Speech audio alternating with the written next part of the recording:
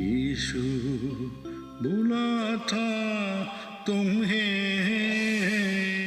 My dear brothers and sisters, I am so thrilled to see you this day, and as you are expecting the miracles to happen in your life, today the Lord will come upon you and fulfill all your heart's desires. मेरे प्रिय भाइयों बहनों, मुझे बहुत खुशी है कि इस टेलीविज़न कार्यक्रम में आप हैं, और जब आप आशीषों के लिए इच्छुक हैं, प्रभु आकर आपके हृदय की इच्छाओं को पूरा करेगा। In Isaiah 30:15 we see this. यशायाह 30:15 में इस प्रकार हम देखते हैं, It says, in quietness and confidence shall be your strength. वहाँ लिखा है, लौट आने और शांत रहने में तुम्हारा उद्धार। As we put our whole trust in God, जब हमारा संपूर्ण भरोसा हम परमेश्वर पर रखते हैं, the Lord somehow gives us strength to get back everything that we have lost. प्रभु हमें बल देता है कि जो कुछ हम खो गए हमें वापस मिलता है, And the blessings we desire with all our heart, और जो आशीषों को हम हृदय से इच्छा रखते हैं, it comes from the Lord. ये प्रभु की ओर से हमको मिलता है। As we put our trust in God, this happens. जब हम अपना भरोसा परमेश्वर पर रखते हैं, ये होने लगता है। So today let us cast all our burdens unto the feet of this God. और इसलिए इस परमेश्वर के चरणों में हम अपने तमाम समस्याओं को, बोझों को रखें। Our loving Father Jesus Christ. हमारे प्रेमी पिता प्रभु यीशु ख्रिस्त। So today let our Heavenly Father fulfill all your heart's desires and make you very glad. और इसलिए स्वर्गीय पिता आपके हृदय की इच्छाओं को पूरा करके आपको खुशी प्रदान करें। बहन इवेंजेलिन पॉल दिनाकरन के संदेशों से लाखों लोगों ने अपने जीवन में अनुग्रह व समाधान प्राप्त किया है। आइए हम उनके द्वारा दिए गए संदेश के एक भाग को सुनते हैं। Today we are going to meditate the verse that is given in Proverbs 15:6. और हम देखेंगे नीति वचन 15:6 बाइबल में यूं कहता है, It says, in the house of the righteous, धर्मियों के घर में, in the house of the righteous, धर्मियों के घर में there is much treasure. बहुत खजाने हैं। Hallelujah. हालेलुया। Today, आज का दिन as you have come to the feet of God, जब आप परमेश्वर के चरणों में आए हैं, God is going to fill your homes with treasure. परमेश्वर आपके घर को खजानों से भर देगा। You're going to carry all the treasures with you today. आप हर एक प्रकार के आशीषों को अपने साथ लेके Are you जाएंगे। happy? क्या आप खुश हैं? Are you happy? क्या आप खुश हैं? Say thanks to God आप बोले, प्रभु धन्यवाद हो, for this promise that God has given us. ये वायदा जो प्रभु ने हमें दिया है। Hallelujah. Hallelujah. Normally in the stories we read this. हम आमतौर पे कहानी में ये पढ़ते हैं, To go and get a treasure, एक खजाने को पाने के लिए people suffer a lot. लोगों ने बहुत दुख को उठाया On the way they had to cross many hindrances. और रास्ते में कई जोखिम उनके सामने आए। उन तमाम जोखिमों को उठाना पड़ा। They have to climb a mountain. उनको पहाड़ चढ़ना पड़ा They have to go through a crooked path. और वो टेढ़े मेढ़े रास्ते से होके गुजरे They have to cross the seas. और वो समुद्र के पार चले गए So many obstacles और बहुत सारी बाधाएं आई to get a precious treasure. ताकि बहुमूल्य खजाने उनके हाथ लग जाएं। Normally in the world it happens. आमतौर पे दुनिया में ऐसा होता है, But for us, my dear friends, लेकिन हमारे लिए प्रिय मित्रों, our Lord, our Heavenly Father says, हमारा प्रभु, हमारा स्वर्गीय पिता यूं कहते हैं, my dear children, मेरे प्यारे बच्चों,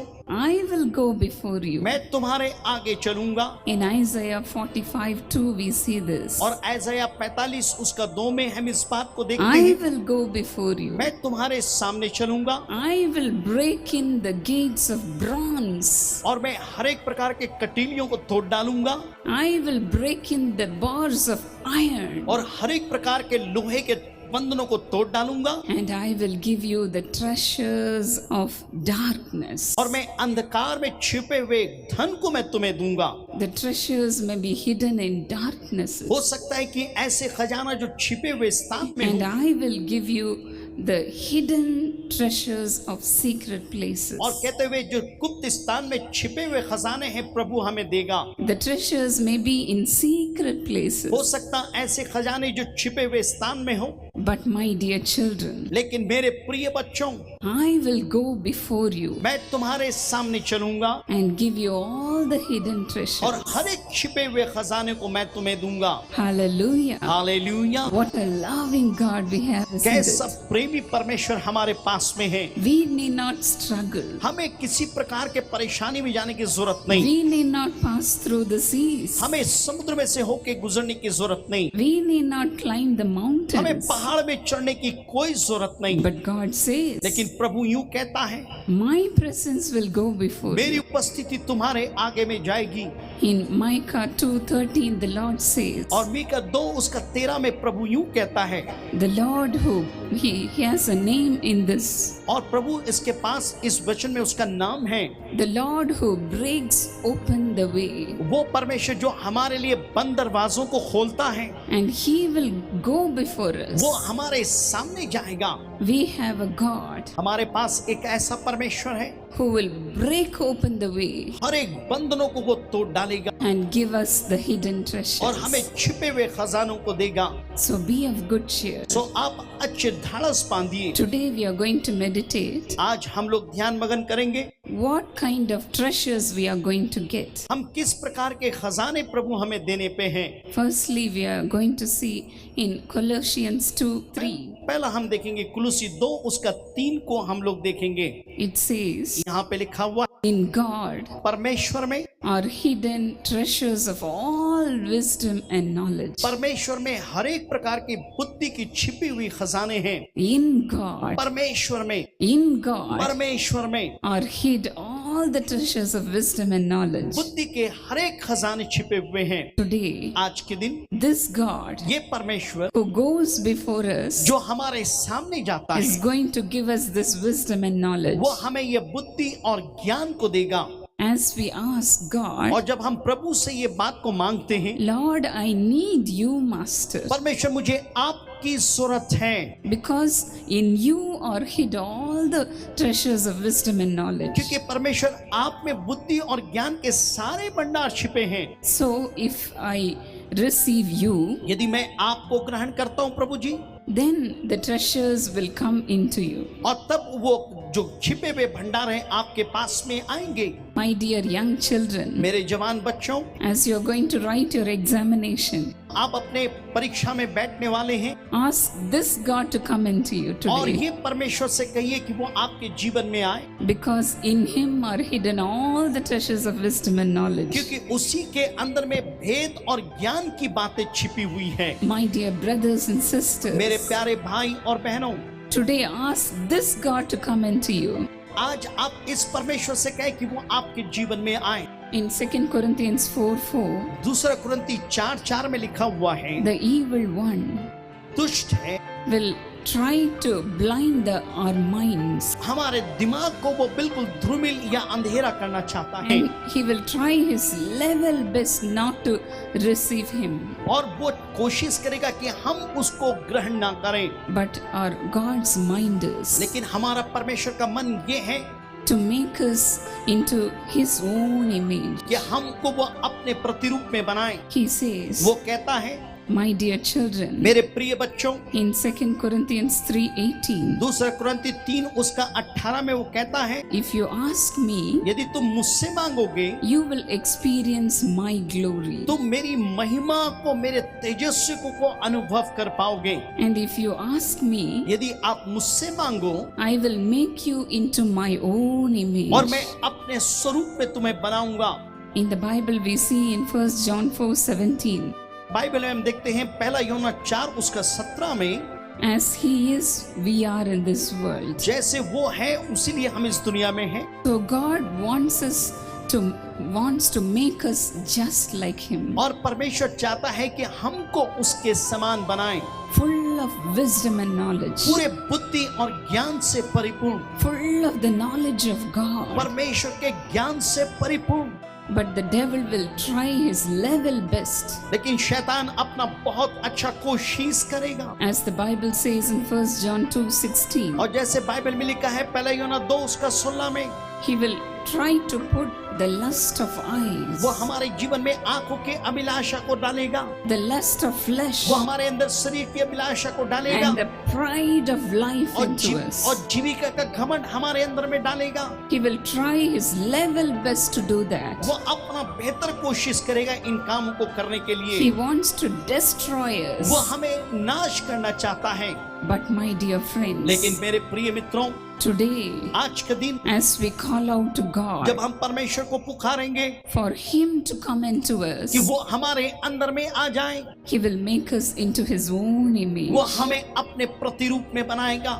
When Jesus was in this world, जब यीशु मसीह इस दुनिया में थे, He was filled with such a Spirit of God. वो ऐसे परमेश्वर के आत्मा से परिपूर्ण थे। In Isaiah 11:2 we see this. आइज़ाया उसका 11:2 में हम इस बात को देखते हैं। He was filled with the spirit of wisdom and वो understanding, बुद्धि और समझ की आत्मा से परिपूर्ण था, with the spirit of counsel and might, और उसके अंदर में एक सलाह और सामर्थ की आत्मा थी। with the spirit of knowledge and of fear of God. परमेश्वर का भय था और ज्ञान के भंडार थे। My dear friends, मेरे प्रिय मित्रों, if Jesus could have that spirit, यदि यीशु मसीह के पास ये आत्मा हो सकता है, how much more we need the spirit, हमें कितना ये आत्मा की जरूरत है। the spirit of knowledge and understanding, परमेश्वर के ज्ञान और समझ की आत्मा, the spirit of the fear of God. परमेश्वर के भय की आत्मा।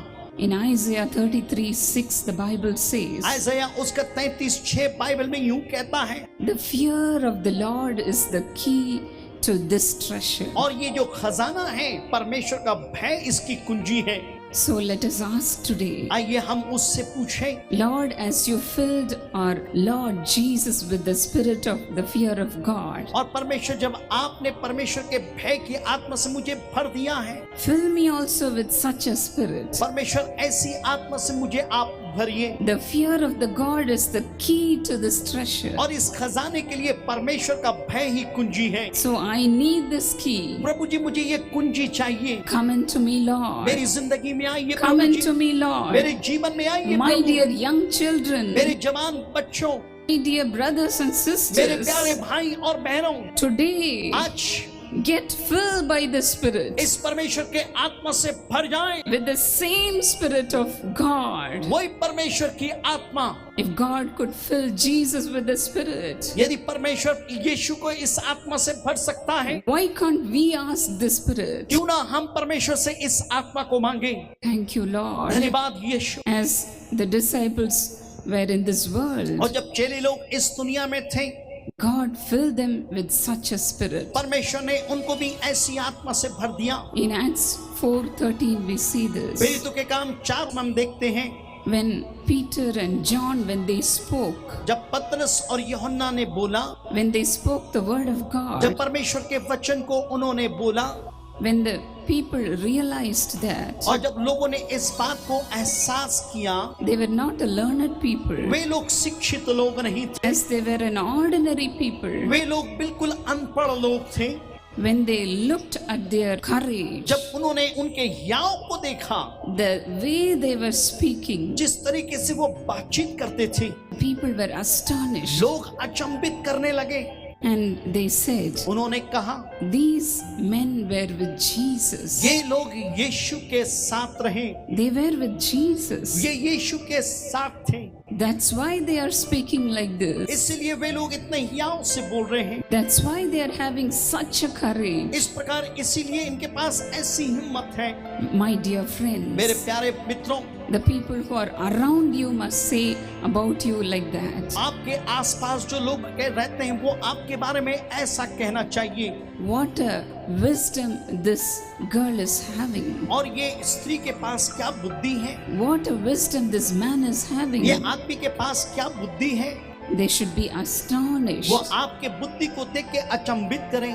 Today, as we cry out to God, और आज जब हम प्रभु के पास पुकारते और रोते हैं, God will fill you with wisdom and knowledge. परमेश्वर आपको ज्ञान और बुद्धि से भर देगा। With the spirit of wisdom and knowledge. एक ऐसी आत्मा देगा जो बुद्धि और ज्ञान की आत्मा होगी। Joseph was filled with such a spirit. और यूसुफ ऐसी आत्मा से परिपूर्ण था। That's why he could tell the dreams. इसलिए वो सपनों के बारे में बता सका। So the Pharaoh said, तब फिरौन ने यूं कहा, we cannot find such a man ऐसा व्यक्ति हमें और नहीं मिलेगा who has the spirit of God. जिसके पास परमेश्वर का आत्मा है। He was amazed. वो अचंभित हो गया। My dear friends, मेरे प्यारे मित्रों, as we are faithful to him, जब हम उसके प्रति वफादार होंगे, as we remain faithful to him, जब हम उसके साथ वफादार बने रहेंगे, God will make us stand before kings. परमेश्वर राजाओं के सामने हमें खड़ा करेगा। Joseph, when he entered into Egypt, और जब मिस्र देश में यीशु प्रवेश किया, he was nothing. वो कुछ भी नहीं था। He was an ordinary boy. वो एक साधारण एक लड़का था। He was a slave. वो गुलाम था। But as he received the Spirit of God, लेकिन जब उसने इस परमेश्वर के आत्मा को ग्रहण किया, the Lord made him the ruler of Egypt. परमेश्वर ने उसको मिस्र का अधिपति बना दिया। So can't he do that for you, my dear friends? क्या वो आपके लिए ऐसा नहीं कर सकता प्रिय मित्रों? Do you see a man who excels in his work? आप देखते हैं एक इंसान अपने कार्य में उच्चता को प्राप्त करते जाता है। In the Bible in Proverbs 22:29 we और see बाइबल this. में हम पढ़ते हैं नीति वचन 22 उसका 29 में 22 and 29. और 22-29 में हम पढ़ते हैं, He will stand before kings. वो राजाओं के सामने खड़ा होगा। He will stand before kings. वो राजाओं के सामने खड़ा होगा। The Lord's heart is to lift us up to that level. परमेश्वर का दिल है कि आपको इस ऊंचाई तक लेके जा सके। Hallelujah. Hallelujah, Hallelujah. Hallelujah. Shall we pray now? आइए हम मिलकर प्रार्थना करें। Our Heavenly Father, Lord, you are mindful of blessing your children in a complete measure, Master. हमारे स्वर्गीय पिता तो इस बात के बारे में इच्छुक है कि अपने बच्चों को पूर्ण आशीषों से तृप्त करें। Lord, I especially pray for those who are going through financial problems, Lord. विशेष तौर से प्रभु उनके लिए प्रार्थना करती हूँ जो आर्थिक समस्याओं से गुजर रहे हैं। Let your mighty hand come upon them and bless them today, Master. होने दे प्रभु तेरा सामर्थी हाथ उनके ऊपर उतरे और आज ही उनको आशीष दे। Because of this problem, people may go through so much of agony in their hearts. प्रभु इस समस्या के कारण लोग हृदय में बहुत ही दुखी होंगे। Especially the family, in the family, the wives may go through lot of problems. विशेष तौर से परिवारों में पत्नियां बहुत सी समस्याओं से गुजर रहे होंगे। May get beatings from their husbands. उनके पतियों के द्वारा उनको मारपीट सहना पड़ता है। They may hear all kinds of things from others. दूसरे लोगों से अलग अलग प्रकार का दोष आरोपण हो सकता है। Lord, I pray for specially for those sisters, Master.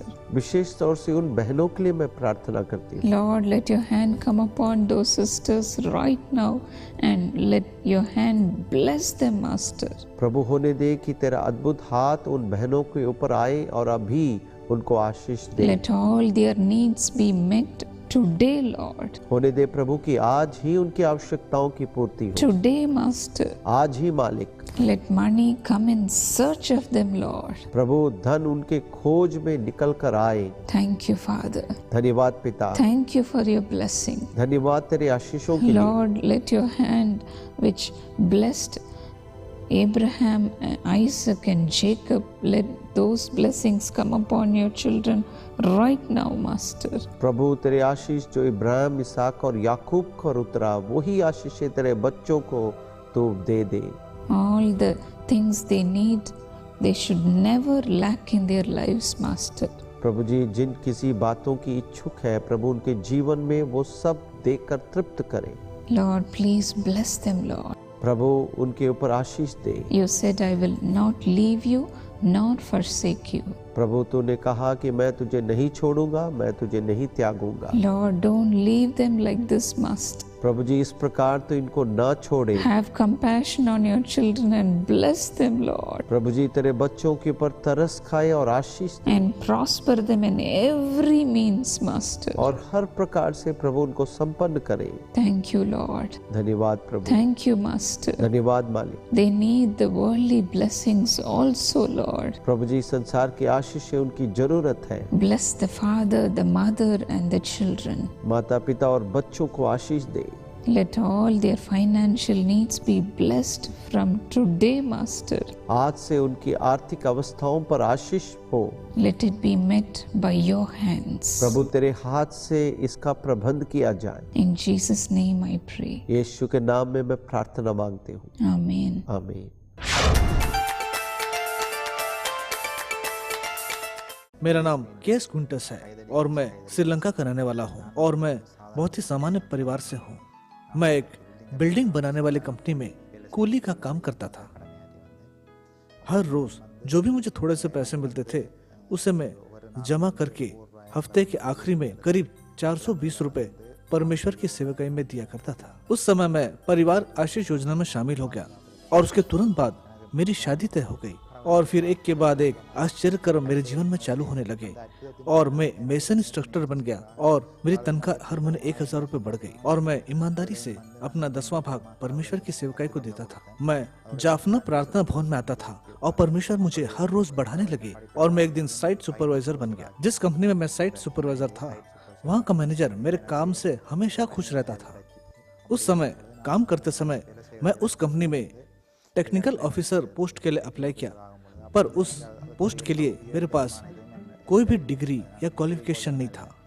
उस पोस्ट के इंटरव्यू के लिए बहुत से उम्मीदवार वहां पर आए जिनके पास बड़े बड़े अनुभव थे, बड़ी बड़ी डिग्रियां थीं और मैं इंटरव्यू के पहले जाफना प्रार्थना भवन में गया। वहां से आने के बाद मैं इंटरव्यू के लिए गया जहां पर मैनेजर का अनुग्रह मुझ पर था और उसने मुझे तुरंत ही उस पोस्ट के लिए चुन लिया जिसमें मेरी मासिक तनख्वाह थी 50,000 रुपए। इतना ही नहीं कि मुझे टेक्निकल ऑफिसर की पोस्ट मिले, परंतु परमेश्वर ने मुझे अनुग्रह दिया कि मेरे अंदर जो भी मजदूर काम कर रहे हैं मैं उन्हें 10,000, 15,000 रुपए तनख्वाह हर महीने दे सकूं। ये एक साधारण बात नहीं है। हमारा परमेश्वर महान और सर्वशक्तिमान है और अगर हम परमेश्वर को दिल से दें तो वो अपने स्वर्ग के झरोकों को खोलकर हमें बहुत दयालुता से आशीषें प्रदान करता है।